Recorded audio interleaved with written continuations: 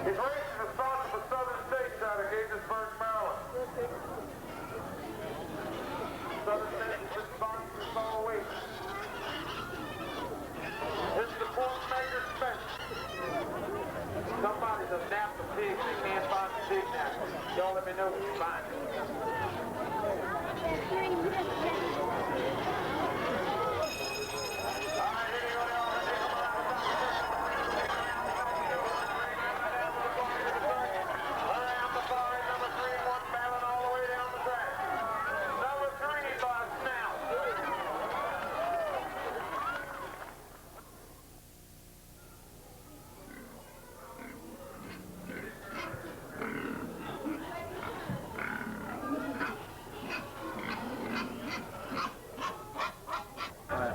It's just, I've got a knack of being with people. And to me, this is great. I take my vacation from work. I work for a hydro-seeking excavating contractor in Poolsville. I take my vacation every year at the fair, just to come to the fair to do the pig race. These pigs are owned and claimed by Mr. Merle Mills, gentleman back here in the brown. Give him a nice hand for the entertainment you're about to see. Merle's well known up and down the coast. I'll go down the track before each race. Take 5 people from among the crowd. Bring in, stand you down here along the finish line. Where my wife's standing. You win a nice prize. Come from the Southern States. You win this great t-shirt with the pink pig on it in the year 1990. Similar to the one I've got on. The only thing is y'all can be normal size. This is obese. So how about it? Are y'all ready for a little pig race? Merle never knows what I'm going to do next. Nothing's rehearsed. It's just whatever comes into my head, that's what I do. You know, we've had kiss the pig, where the winner will kiss the pig, you know. We've had pig calling. You know, I bring 5 contestants in there for the race, have them call a pig. You know? Just little things to make them really gets the crowd involved and makes them feel like it's a lot more entertainment. Who was number 1 in the first race? The guy right there in the blue with the flat top. And them racing straight on the side. That's a good haircut, buddy. Did your mama do that? The lady in the blue straight top. Number 5 back into the track down there. Lady maroon holding the little child there in the yellow. Alrighty, we loaded up. We're ready to go. Turn around. And now, hitting on the top of the track. Hitting around the top of the track to go. And along the side, the people 4, 3, 5, taking the inside around the turn. Here they go. Number 2, the winner. Wayne Knight wins himself a t-shirt. You can tell when they're running around the track, you hear, I don't know, it's just the way they act when they're running, you know, they just wolfing and carrying on, you know, they get the snorting and going around, you know, in their nose, they get it up in the wind. They really enjoy it. It's a lot of fun for them. It's exercise, a lot of exercise. We use animals in entertainment many ways, and we use them in the circus when we make the bears dance on their back legs wearing pink tutus. We use tigers in the circus. We ask them to jump through hoops of flame, and we all know they're frightened of flame and fire. And pig racing is a form of entertainment that our society condones. Animal rights people, they've got their own viewpoints. You know, I mean, their viewpoints is for them. My viewpoints is, you know, I eat meat, okay? These animals are not mistreated. Merle's got one of the cleanest. I mean, you know, you go up through everywhere. Merle has one of the cleanest acts on the circuit. But yet they always, you know, there's always got to be somebody that wants to complain about mistreating animals. And no way does Merle Mills mistreat an animal, you know. And he gets very highly upset if he even sees someone else mistreating an animal of their own. There are many problems with pig racing. And one of them is that the pigs are forced to run around this track for food. Now, many people want to know why the pigs will run around the track for food. Well, in fact, they run around the track for food because they're very hungry. They know that they will get food at the end of the race. They often don't get food during the day because they will run better. They will run, more quickly around the track to get to the food. There's also, the training methods are questionable. Why do these pigs begin to run? Maybe an electric prod, maybe a whip. Food deprivation is not the only method that they're using, I'm certain. In a way, it's funny. And a lot of people come up and they say, I don't see how. But they don't realize that the patience these people, Mr. and Mrs. Mills and Mark have. It's like training a little kid to do things when they're babies, when they just start toddlers, teach them to walk. It's the same system. They just take it one step at a time. They teach them by going so far on the track. They'll go 20 feet, then a little farther and a little farther, until they finally get it to where they run the whole track. It's beautiful. I have attended pig races. I find them fascinating. I think they're wonderful. It's one of the rare chances where a large number of pigs get the opportunity and the encouragement to develop their intellectual prowess and also physically develop in a way that most domesticated animals will never get. They run, they exercise, they eat well, they travel, they see different sights, they meet different pigs. Personally, I have no opposition to pig races, but there's a limit. Man has exploited animals ever since man was man, and we have to remember that animals have feelings, and animals are more intelligent than we give them credit for, and that they can feel pain, and that doesn't mean they're entitled to the same rights as we have under the Constitution. But it means that we should, be careful, and we should, if we're going to kill them, to eat them, as some people choose to do, then we ought to do so quickly and swiftly, without much pain and suffering. What's your opinion of pig races? I think they're great. Wonderful. If that's what you want to do with your pigs, go ahead and do it. We don't race our pigs. And pigs are hungry all the time, so it wouldn't take nothing to just turn them loose and let them go around a little track, get some feed. If they just finished eating, they'd still be hungry. They'd still They're run always across hungry. there and eat that stuff. Well, heck, if they had... You ever see somebody go in McDonald's and go up there and order 3/4 pounder and french fries? They say, there's a pig. Pig's hungry all the time, don't matter whether it's a pig, person, what. Transportation is another problem in pig racing. Little baby pigs are forced to travel in the back of hot pickup trucks or semis in the middle of summer, and they often die of heat exhaustion or suffer heat stroke, while the driver or the pig race manager is inside having a nice glass of iced tea. This truckload of pigs is outside suffering, no water and no food. Well, someone says that you make pigs suffer. You torture pigs by raising them the way you do. How the hell could you ever eat a pig without making it suffer? Ain't gonna go from little to big without being dead. The only way to get it dead is, I guess, make it suffer, but somewhere along the line, you're gonna make pig stuff out of it, like sausage, hog jaw, pig's feet, and the whole works. The first pig that we know of is Australopithecus swinexus, which were large bones found in tar pits throughout the world. And this pig was contemporaneous with the dinosaur, which we all know, but some 60 million years ago. But this pig was the size of a greyhound bus. Imagine the ribs or the chitlins that you could get out of that pig. Pigs were domesticated as early as 4000 BC and perhaps earlier. There have been one archaeological site in a cave in the south of France where there's a huge amount of pork chop bones. Pigs are of special importance to many people, simply because pigs are known to be very, very bright, brighter than the family dog, and yet we torture them just for a simple mouthful of flesh. It's really, really sad. Pig's the smartest animal born, or none. I don't care what anybody says. A pig is the smartest animal born. They can pick up on things so quick. You know, and it's like you only show them once. You don't have to keep over and over showing them. They just pick it right up.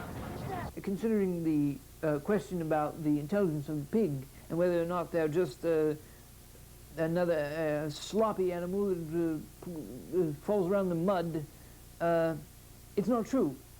And actually there have been laboratory experiments in Japan, interestingly enough, where they have taught the pigs primitive sign language, which indicates that the pig is around the intelligence or slightly below the monkey. They have taught the pig to use their tail and their ears to communicate to man their wants and desires. In one experiment, by twitching the tail to the left, it means yes. By twitching the tail to the right, it means no.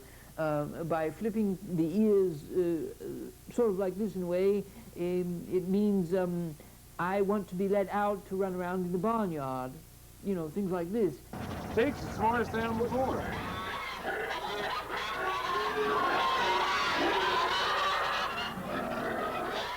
People for the Ethical Treatment of Animals is a nonprofit animal rights organization. Our motto is simply, animals are not ours to eat, wear, or experiment on. I became involved with People for the Ethical Treatment of Animals essentially when I was 14. I saw a dead pig on a table. This dead pig had an apple in its mouth. I had a piece of ham on my plate, and I made the connection. I haven't eaten any animals since. And I've picked up, since that day, 10 years ago, I picked up lots of literature from People for the Ethical Treatment of Animals, and when I was about 18, I knew that's where I wanted to work. Why should people eat pork? How come you like pork so much instead of beef or Oh, we like beef. eggplant? Eggplant? Well, what is it, an egg or a plant? What do you mean eggplant? Where's that come from? Where'd you get that at? That's for them vegetable-sucking people that been putting a hurting on our farm trying to get us out of business because we What's got... an eggplant? I never seen an eggplant. Because You? we got pigs. They say we should raise vegetables. I could just see eggs hanging off of a branch somewhere. What are you talking about? People shouldn't eat animals because of 3 reasons. 1, it's bad for the environment. 2, it's bad for human health. And 3, it's bad for the animals. As you know, factory farming is a method of farming that strives to produce the most meat, eggs, and dairy products in the least amount of time and space as possible. The natural instincts of the animals are completely ignored. Pigs, for example, are forced to birth their young on cold concrete floors. The mothers are put into farrowing stalls, which are essentially iron maiden crates. They are unable to turn around or to move naturally for the duration of their pregnancy. This is the worst form of institutionalized cruelty that our society knows today. And that's Them what we pigs sell. don't suffer none. They like it. We feed them good. Whoever said pigs suffer? They don't suffer. We feed them good. What'd they do if we weren't feeding them and growing?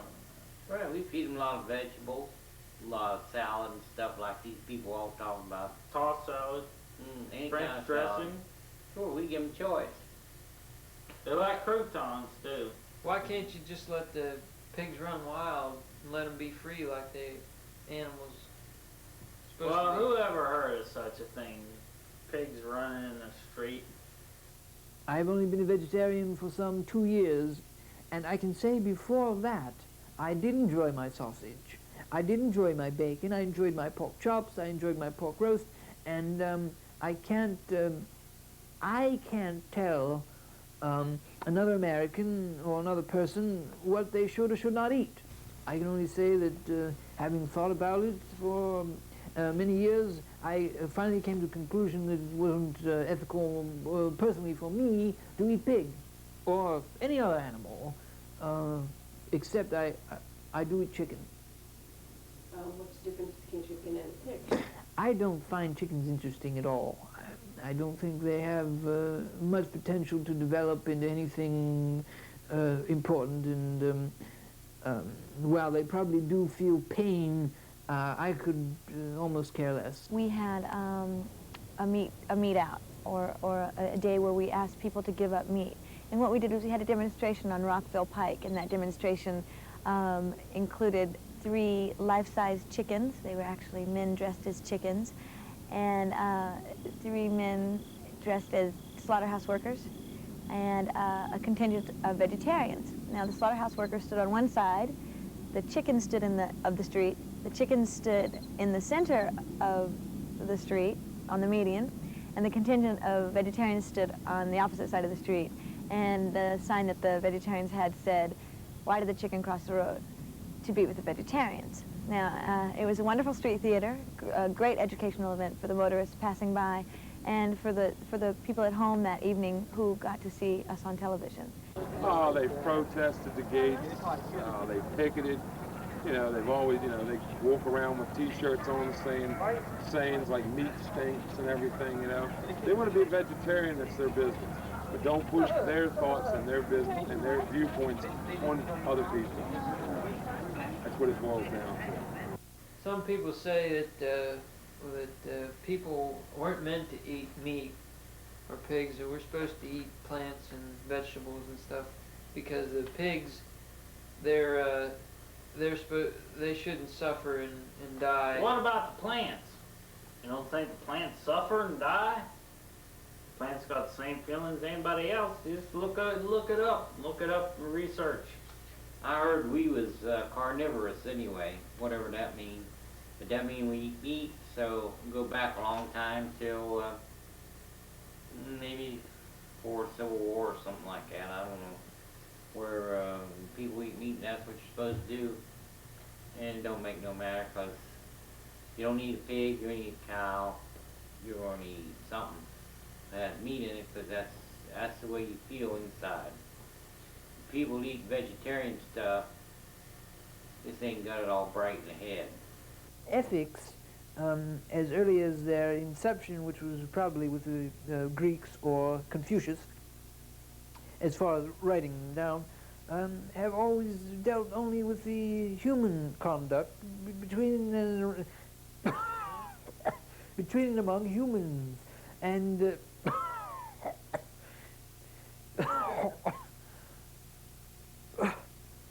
yes, thank you.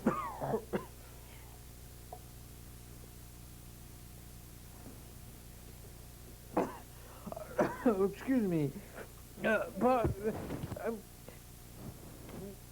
Why, this is my shirt. This is my shirt. Oh, can you give me something? I've got this pile of water down here. It's all over my good herringbone coat. For God's sakes. Okay, my sweatshirt. I guess I'll use it. I was playing cricket this morning. Not cricket, squash. And,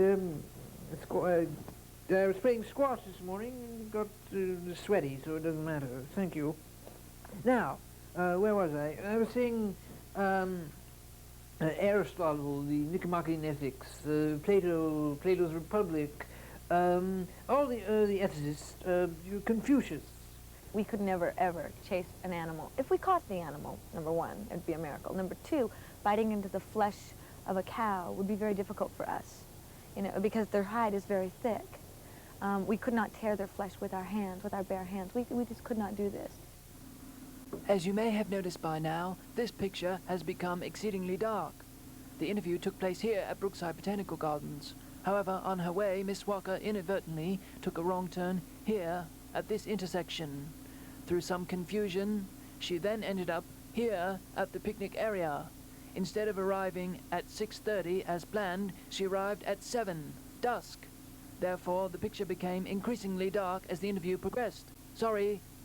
We do use tools. Many people think that since man can use tools, we're superior and can use tools. But might doesn't make right. This is 1990. We need to make compassionate choices. You got a pig in a pen, you can hit it on the head. You got a pig out in the open, you shoot it with a 22. A pig in the pen is better than 3 in the holler. So if they're out in the field, you just shoot with a 22. If they're in the pen, you hit them with a hammer. Don't make no matter of taste. They all taste the same. They did anyway. And you just bleed them, cut them open somewhere and let the blood run out. I have these bugs in here who are eating the life out of my plants. And they've been playing havoc upon this little fig here, And I'm afraid it's on its last legs because of these bugs. I don't know how they're getting in. Get you. Oh, there goes, excuse me. It's right over here.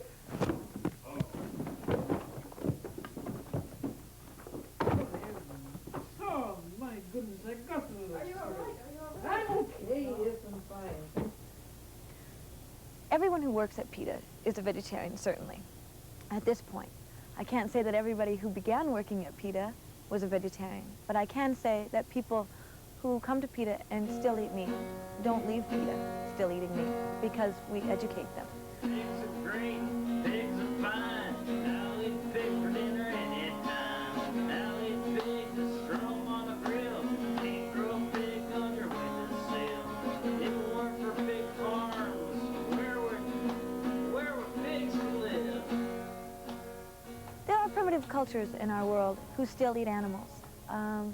I think that many of those cultures don't have the resources that America has.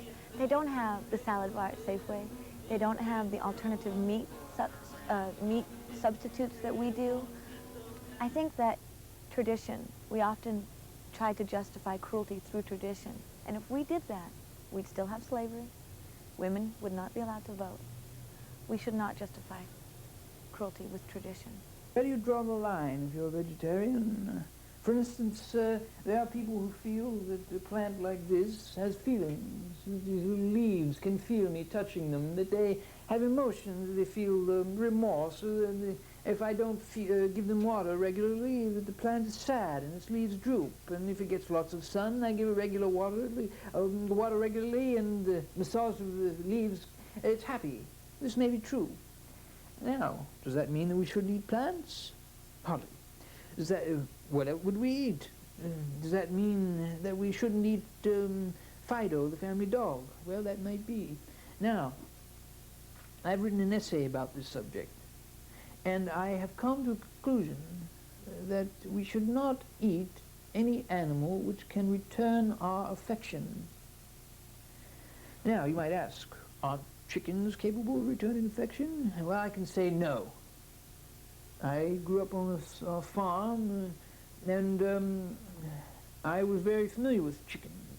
I had to feed the chickens every day, and there's not an ounce of affection in a chicken, in any chicken. All chickens are vicious, nasty animals, and I could show you, if I remove my coat and shirt, scars from the beaks of chickens who pecked me as I was a small child, mercilessly, as if they were SS or some Hitler thugs. I love pigs, pigs love me, kind of like honey in a tree. Pigs eat salad, and so do we, and that don't mean we got a pig free. I'll eat sausage, bacon, pork, anything made a pig, I use my fork. Last week, day 2, we went out behind the barn and we killed a cow. We had steak for dinner. Steak for dinner. And didn't make a damn to me one way or the other.